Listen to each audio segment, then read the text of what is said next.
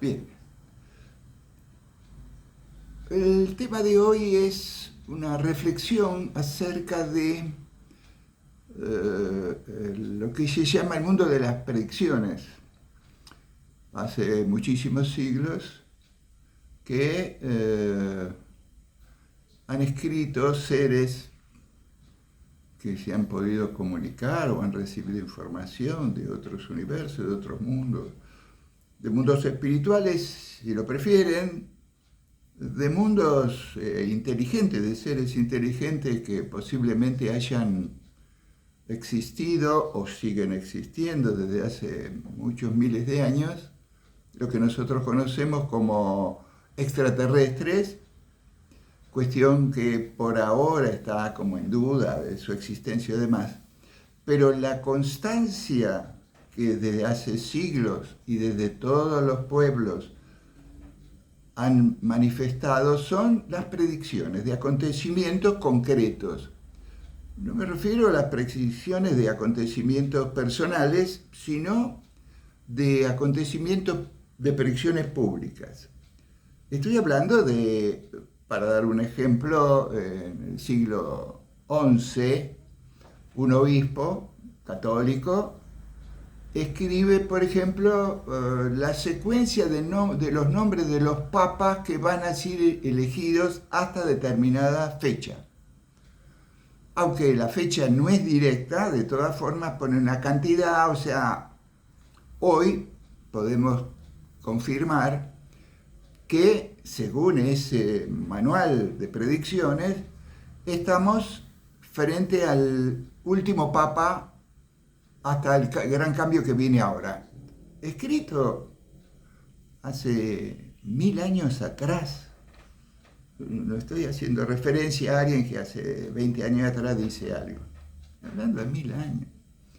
A tal punto que en el Vaticano, cuando se construyó el Vaticano, se fueron dejando los espacios disponibles para, digamos, darle lugar a los futuros papas, y parece ser que el número de lugares dejados coincide con esa predicción hecha hace 1000 años atrás.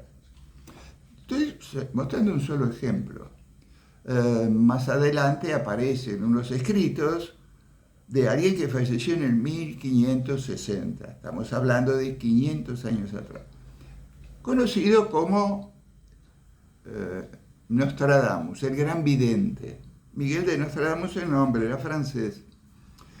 Y él escribió en forma críptica, les aclaro, están los textos, pero están en forma críptica, quiere decir que hace una cantidad enorme de predicciones, escribe 1000 versos que son 1000 predicciones. Bueno, lo que han intentado los expertos es tratar de interpretar lo que quería decir él, ya que lo escribía en una forma también críptica, o sea, muy particular. Difícil de darle una comprensión simple. Pero hay dos ejemplos puntuales, por ejemplo, de Nostradamus acerca de predicciones. Nostradamus le hace una predicción al rey, el rey de Francia, le pide que le haga predicciones. Recordemos que los tiempos han cambiado un poco, pero en aquella época, que el rey de Francia solamente te mirara y te dijera, haceme tal cosa. El riesgo era que al rey no le gustara. Y si no le gustaba al rey, la guillotina, no sé si existía en ese momento la guillotina, pero algo parecido a eso, o sea, no necesitaba jueces ni nada, o sea que era terrorífico que te pidiera algo. Nostradamus, cuando recibe ese pedido, se debe haber acordado de sus ancestros. Por lo tanto, tenía que cumplir, no podía dejar de cumplir. Entonces él le hace predicciones, le las escribe. Por supuesto, al principio de la carta es halagos absolutos para el más grande de los reyes del universo, bla, bla. O sea, primero hay, no sé, 5 hojas de halago. Y después le hace predicciones. se las escribe. Lo llamativo de estas predicciones es una que está escrita, o sea, hay un texto. Estamos hablando del 1500 y pico. Entonces, en una de las predicciones, él dice esta frase: un rey tuerto morirá en jaula de oro. El rey nada, el rey estaba enterito, impecable, así que no le presta atención. Pero ¿qué dice la historia? Pasan unos meses y viene un acontecimiento, una gran fiesta. Una gran fiesta. Festejando el aniversario, el cumpleaños del rey, o qué sé yo, una fiesta. Por supuesto, el rey hace un gran festín, toda la corte se presenta, y entre otras actividades de entretenimiento está lo que se llama cruce de lanzas, algo así. Que en realidad es que los caballeros arriba de sus caballos con unas lanzas muy largas se entrecruzan en una carrera y cada uno de ellos con la lanza intenta tumbar al otro. Por supuesto, armaduras, todo aquello que los protegiera. Y el rey decide pedirle al caballero, a un caballero, que se cruce con él en este deporte tan particular. Evidentemente, en este caso, esas lanzas eran con extremos nada más que de madera, no eran de metal, o sea, no era una lucha verdadera. Normalmente era muerte, pero no en este caso. Era como un entretenimiento que tenía ganas de hacer el rey. Bueno, por supuesto el noble acepta. ¿A quién le iba a decir que no? Y hacen eso, o sea, se suben a sus caballos, sus armaduras, se ponen sus lanzas y se entrecruzan corriendo con los caballos, con tanta mala suerte que el noble le acierta con la punta de su lanza de madera al ojo del rey y lo deja tuerto. Esto es historia, ¿ok? Lo deja tuerto. Pero claro, no es lo único, el rey muere 3 días después, porque le agarró una infección, chao, hay como pararlo y se muere. Quiere decir que una parte de la predicción de Nostradamus, un rey tuerto morirá en jaula de oro, se cumplió, porque el rey muere al quedarse tuerto. Y la jaula de oro, bueno, como no era una lucha verdadera, era un entretenimiento, el rey, en vez de usar un yelmo de hierro, como era costumbre para protegerlo, usa un yelmo de oro, decorativo. Y la característica del yelmo es que frente a los ojos hay unas líneas, como unos barrotes que protegen la posibilidad de un golpe.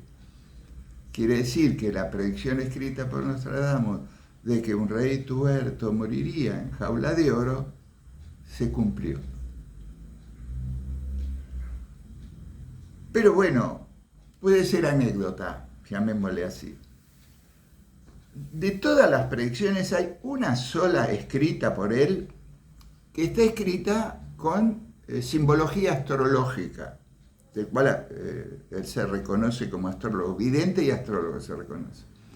Y hace una predicción con símbolos astrológicos. Dice que se va a iniciar una gran guerra cuando determinado planeta estén en determinados signos y hace una descripción de unos planetas en determinados signos. ¿Sí? Bien. ¿Qué está en juego? Le aclaro que yo, que además soy astrólogo, me tomé la molestia de hacer ese estudio haciendo referencia a la posición de los planetas. Por si alguien no lo sabe, el movimiento planetario no está disponible a la voluntad humana, o sea, es sistemático, matemáticamente perfecto, o sea, nosotros no podemos mover los planetas a nuestro gusto para acomodar nuestras historias. ¿Qué significa esto? Que Nostradamus, con esa forma indirecta de dar una fecha, a través de posiciones de los planetas, cuando estén en esos momentos cada uno de los planetas que él describe, ahí sí comienza un gran cataclismo, una gran guerra. Y haciendo esas cuentitas, lo que acontece es que Nostradamus le erra por, no sé, 3 horas. Le acierta al día, al mes y al año. ¿Qué sucedió? Estamos hablando del 14, de la Segunda Guerra, del 30 y pico. O sea, 400 y pico de años después. Ahora, ¿es el único que hace predicciones? No, ya describí 2 de los más conocidos. Hay muchas más. Durante un fenómeno muy particular que se lo conoce, dicho por él, en la Argentina, un argentino, Solari Parravicini, entre otras cosas era un artista, un dibujante, un pintor. Él dice que fue abducido por seres de otro planeta. ¡Qué imaginación!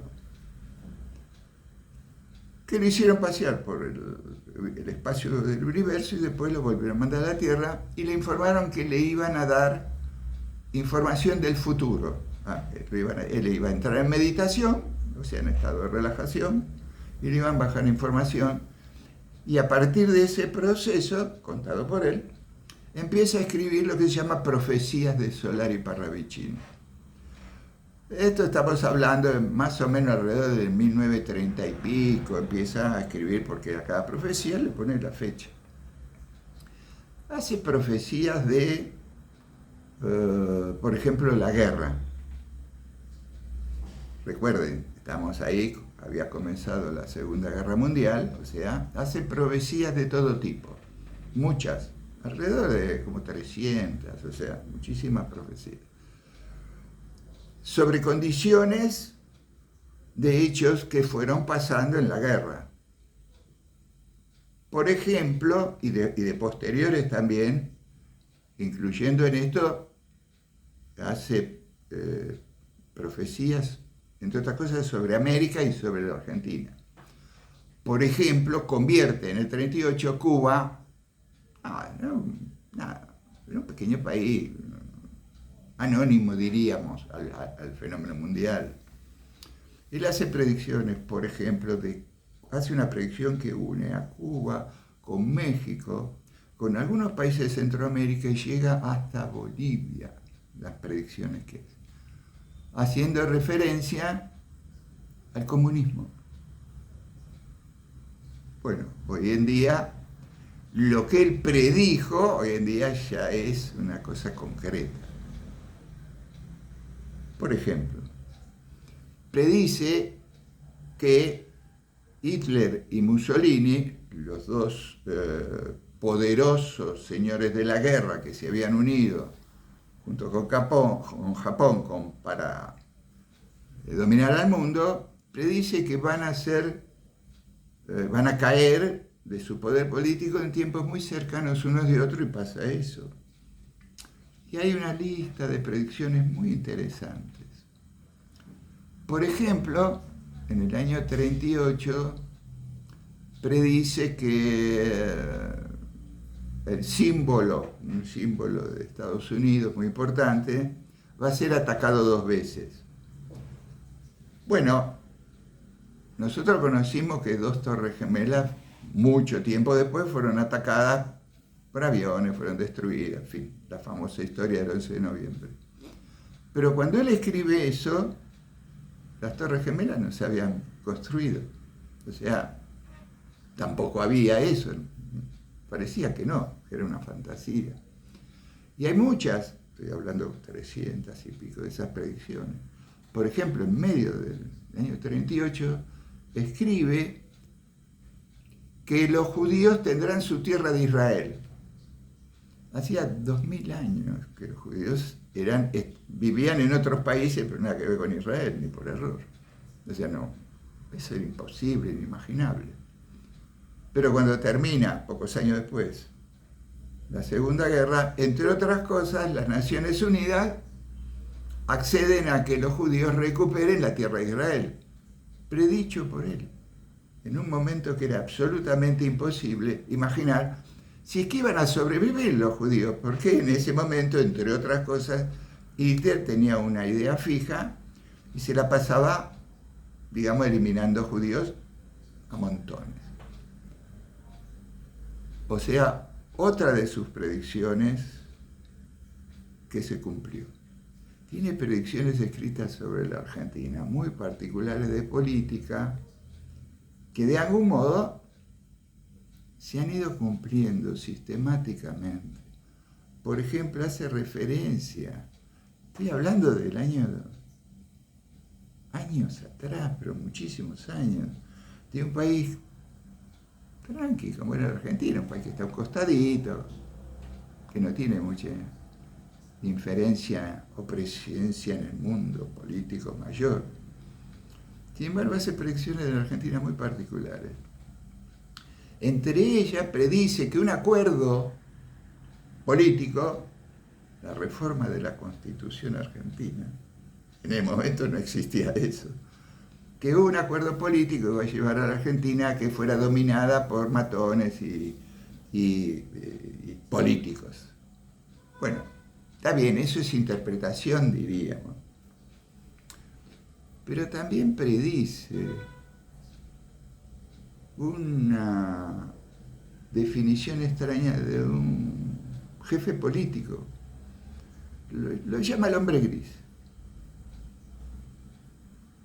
Y muchas veces cuando pensaban cómo se define el hombre gris, hay infinidad de formas de definir un concepto como que alguien es gris. El concepto que parecería en este momento que está funcionando es que alguien del anonimato, sin partido político, ninguno, sin apoyos financieros importantes, sin apoyo internacional, desconocido absoluto, se convirtió en presidente de la República Argentina. Y es un presidente bastante extraño. No se parece a ninguno de los presidentes que tuvimos nunca. No se parece. En cuanto a su conducta, a su hacer, a su pensar, da pasto para ser criticado por infinidad de cuestiones. Pero está presentando un concepto absolutamente distinto a cómo gobernar la Argentina, como nunca existió en la Argentina. Nunca. O sea, bueno, no quiero decir con eso de que el actual presidente sea este hombre gris de Parravicini, pero que está produciendo cambios enormes, sí. Con un pequeño detalle que describe Parravicini, está en la nota de él, en una de sus profecías, donde dice que si la clase media no se da cuenta de quién es él, puede haber sangre corriendo por las calles del país. Ups. Bueno. Pero ¿a dónde voy con esto? Estoy mostrando pequeñas predicciones, pequeños detalles de predicciones que han acontecido a diferentes seres. Hay muchos más de muchos seres, hay las predicciones de Fátima, hay predicciones de, si agarran al apóstol Juan, digamos, uno de los 4 apóstoles, su manual de su Biblia es llena de predicciones fuertísimas.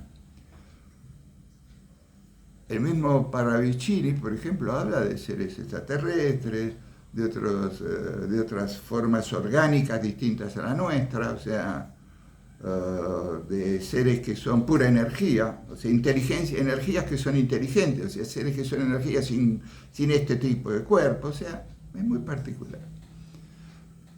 Y si quieren algunas otras predicciones respecto de esto que se han cumplido, por ejemplo, en el texto del Antiguo Testamento, escrito hace 3.000 años, hay una predicción que se cumplió cuando termina la Segunda Guerra Mundial, con respecto a los 10 jerarcas nazis que son colgados, o sea, son acusados de criminales de guerra y se los castiga con la pena de muerte y son colgados. El día, el mes y la fecha con que fueron colgados, o sea, ejecutados, están escritos así, alrededor de, digamos, para calcular más o menos, 2500 años atrás, está escrito. O sea, es una predicción que sucedió 2500 años después, pero esta vez sí, con día, mes y año. Y hay muchísimas otras predicciones por diferentes seres que han bajado. Y acá viene un interrogante. La gente, los humanos comunes, o los políticos, o los dirigentes, consultan con astrólogos, con videntes, con tarotistas su destino. Bueno, yo diría que sí. La predicción de la vida personal no es una cosa extraña. Ahora que desapareció la persecución de la Iglesia con respecto a los videntes, ha vuelto a ser una costumbre común en culturas civilizadas como la nuestra y de otras culturas también. Quiere decir que de algún modo muchísima gente consulta para saber lo que le va a acontecer dentro de 6 meses, dentro de un año, en fin. Si el negocio va a ser bueno, si la pareja sirve, si van a tener hijos, si van a viajar, o sea. ¿Qué quiero insinuar con esto? Que de algún modo los humanos, sin razonamiento muy científico, aceptamos que el destino nuestro está escrito. O sea, no solo apoyándonos en la creencia y en la confirmación de predicciones a nivel mundial, que se han ido cumpliendo sistemáticamente, sino también en la vida personal. Y la pregunta que cabe hacerse es, ¿cómo es posible que alguien me pueda a mí anticipar lo que me va a acontecer a mí, por ejemplo, dentro de un año? Que voy a hacer un viaje, que voy a recibir esto, que me va a pasar tal cosa. ¿Cómo es posible? Y aceptando, sin entrar a hacer esta interrogación, aceptemos que sí es posible, porque en realidad si el hábito es voy a consultar es porque creo que es posible. Y la lógica dice que si yo consulto para que me digan a mí lo que voy a hacer dentro de un año, o sea, no soy yo el que dice lo que voy a hacer, voy a preguntar ¿qué voy a hacer yo dentro de un año?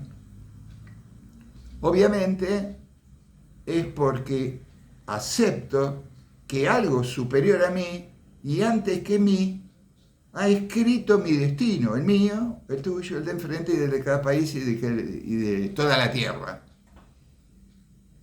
Si acepto eso como una cosa cierta, ¿cómo es posible que los humanos no tomen en serio ese aviso, ese anticipo de lo que va a acontecer para evitar daños, equivocaciones, errores, pasos equivocados?